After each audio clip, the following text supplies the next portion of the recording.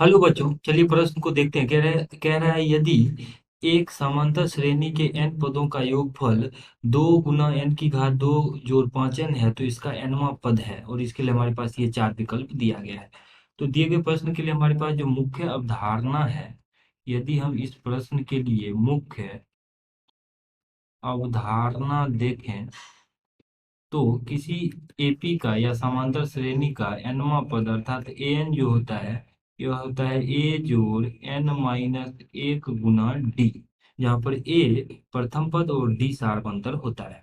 अब देखिए यहाँ पे n पदों का योगफल अर्थात Sn जो है वो दिया गया है 2 × n⁴ जोड़ 5 गुना n। अगर हम n की जगह पे 1 रखते हैं तो S1 आ जाएगा 2 × 2 की घात 1 की घात 2 तो 2 जोड़ 5 × 1 तो 5।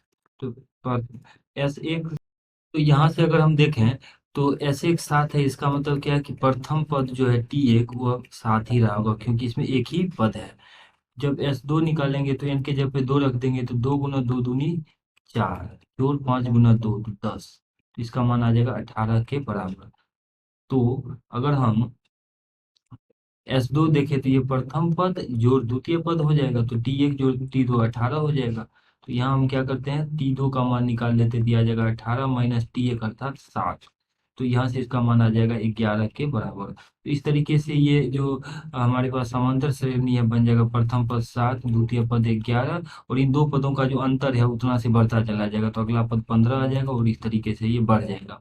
तो इसका जो nवां पद है, अगर हम nवां पद लिखें तो इस समांतर श्रेणी का nवां पद an जो है वो आ जाएगा a जोड़ n-1 गुना d के सूत्र से a का मान 7 जोड़ n-1 गुना d।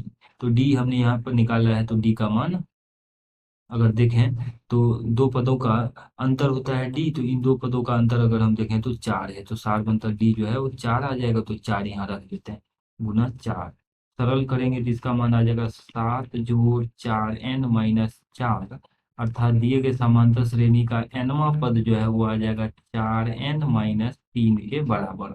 और यही दिए गए प्रश्न का अभिष्ट उत्तर है 4n-3। अगर विकल्प में हम देखें तो 4n-3 जो है विकल्प ए में है तो ए हमारा सही उत्तर हो जाएगा।